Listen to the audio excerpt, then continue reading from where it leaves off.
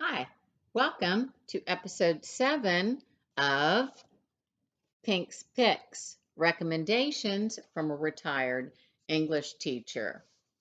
Today's title is a nonfiction piece. It's Outliers by Malcolm Gladwell.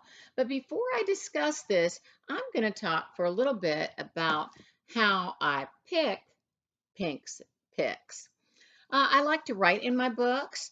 I love to write in my books, in fact. So borrowing from the public library is definitely not an option unless it's a beach read, not a book that I'm going to be taking notes in. Buying from my public library is an option. Most branches have a little nook or a cranny where they sell either donated books or titles that have been cycled out. If I want a newly released title or a specific book, I prefer to support independent bookstores. There's so few and far between these days. However, I'll be honest, I have used big box stores. And if a big box store is advertising free shipping, then I'm likely to order it online. I do avoid garage sales. It's just not my thing, but you might have luck at a garage sale.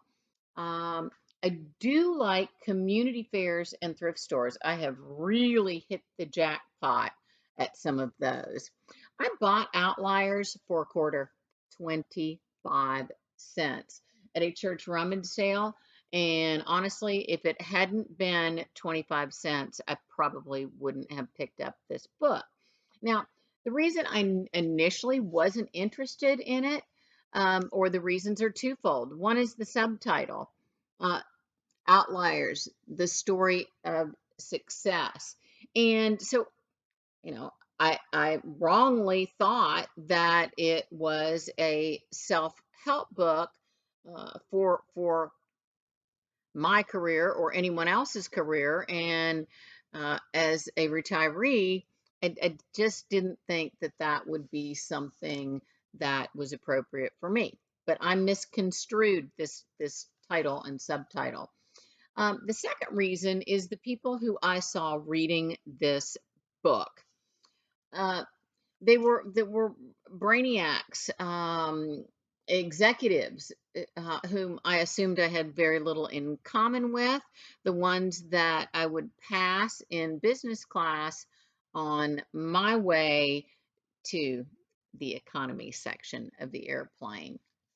That said, I loved this book. I absolutely loved it. Gladwell has that enviable talent to elevate the seemingly mundane to the absolutely magnificent. His writing is glorious, but his storytelling is stellar. And there are a number of writers out there that their writing is on point as far as their grammar and punctuation and sentence structure, et cetera, et cetera. But their storytelling is weak. His, of course, is not. Um, he answers some questions for us, which I'm going to pose to you.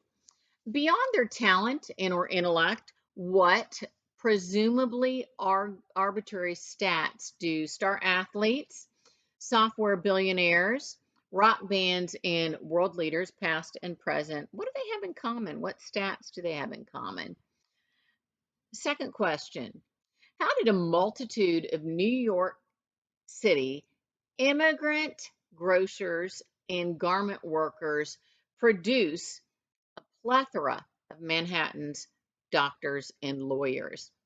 And last question, why did Korean Airlines go from having one of the worst safety records in the industry to now having one of the best safety records in the industry? Why and how? What happened there? In answering these questions, Gladwell makes what seems anomalous easily explainable. I also love the structure of this book. There is an introduction, followed by 9 chapters, followed by an epilogue. And each of these has its own epigraph, and I love a good epigraph in a story. He has detailed notes in the back from his research. And also in the back, there is a conversation with the author.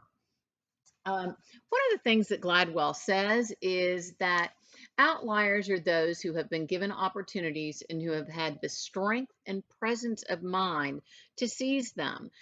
And we can all relate to that because we know people, sometimes even ourselves, who have passed on what would have been a tremendous opportunity for whatever reason. We passed on it. We didn't avail ourselves of those opportunities.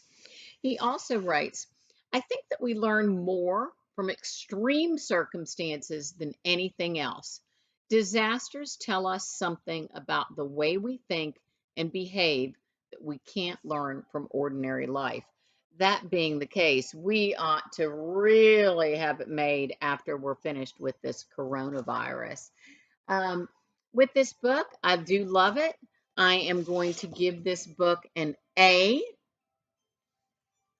And next time, if you have not already read A Gentleman in Moscow, despite the length of this book, next time I'm going to tell you why you should read this book. In the meantime, do your homework. Bye-bye.